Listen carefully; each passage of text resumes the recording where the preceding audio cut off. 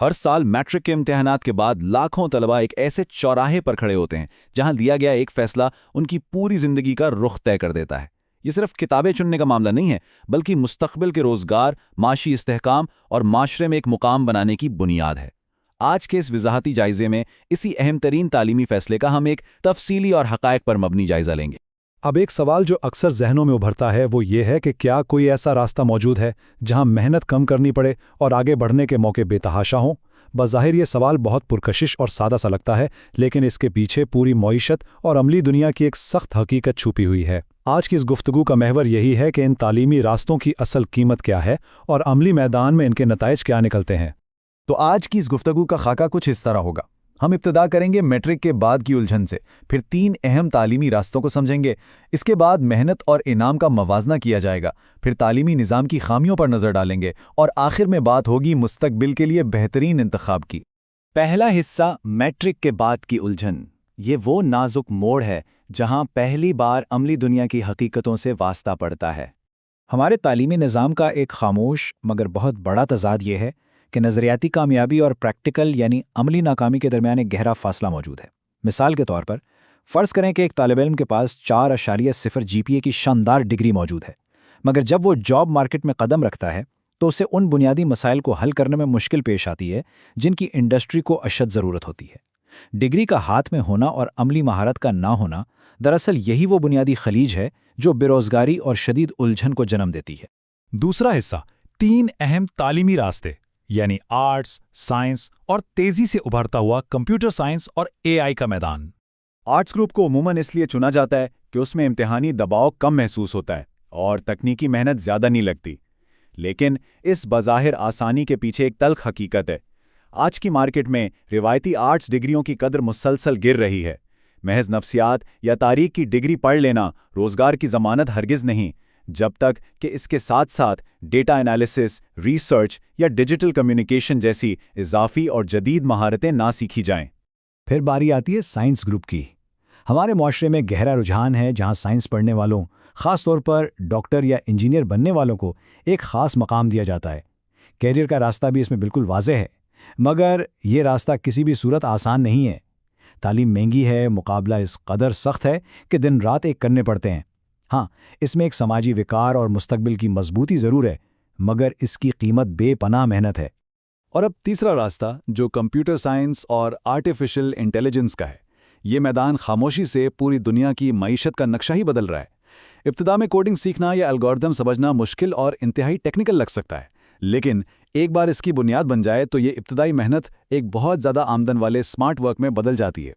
सबसे बड़ी बात यह है कि फ्रीलांसिंग के जरिए लोकल मईशत पर इन्हिसार खत्म हो जाता है और पूरी दुनिया की मार्केट तक बराह रास्त रसाई मिल जाती है। तीसरा हिस्सा, मेहनत और इनाम का मवाजना। ये देखना इंतहाई ज़रूरी है कि किस मैदान में की गई मेहनत का फ़ायदा सबसे ज़्यादा है। दुनिया का कोई भी बड़ा संगे मील मेहनत के बगैर उबूर नहीं होता। इसलिए बुनियादी सवाल ये नहीं होना चाहिए कि कम मेहनत कहाँ है, बल्कि सवाल ये होना चाहिए कि किस फील्ड में लगाई गई मेहनत का सिला सबसे तेज़ी से और सबसे कीमती सूरत में सामने आता है। इन तीनों रास्तों का मुवाजना करने से तस्वीर बिल्कुल साफ हो जाती है। आर्ट्स में मेहनत कम या दरमियानी है, मगर तरक्की की रफ्तार काफ़ी सुस्त और इस्तेहकाम कमज़ोर है। साइंस में मेहनत बहुत ज़्यादा है, इस्तेहकाम तो है, लेकिन तरक्की का सफ़र खासा तवील है। दूसरी तरफ कंप्यूटर साइंस और AI वो वाहिद मैदान है जहां सख्त मेहनत बड़ी जल्दी एक स्मार्ट वर्क में ढलती है, माली तरक्की तेज़ तरीन है और इसका इस्तेहकाम मुकामी सतह से निकलकर आलमी मेयार पर मजबूत तरीन होता है।